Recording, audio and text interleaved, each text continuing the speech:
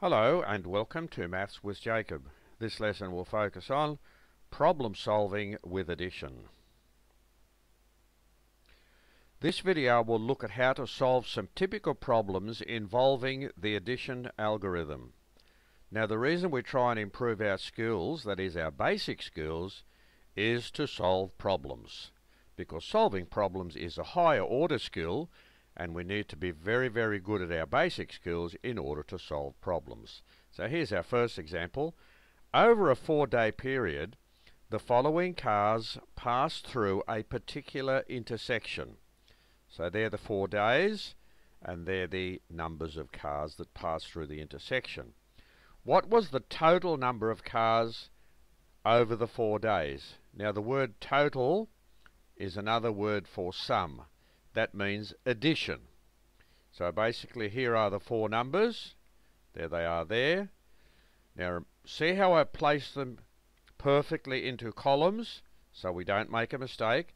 The ones column, the tens column, the hundreds column and the thousands column. And there's all our working and there's our trading.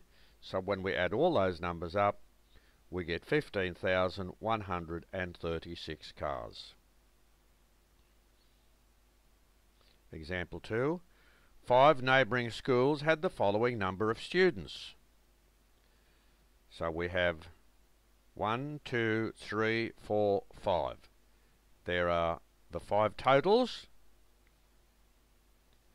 What was the total number of students in the 5 schools? Again, the word total refers to the sum, that is addition. So we have 1, 2, 7, 4, 5, 6, 8, 1, 3, 4, 2, 6, 7, 2, and 1, 6, 8, 3. When we add all those numbers up, and remember here's our trading, and we've practiced this a lot in previous videos, so I don't have to go through this in detail.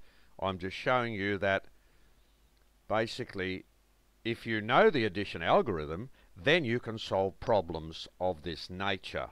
So when you add those 5 numbers up, you get 5,539 students as the total of the 5 schools. So this has been a very, very short video just to show you that you can use your addition algorithm to solve basic problems.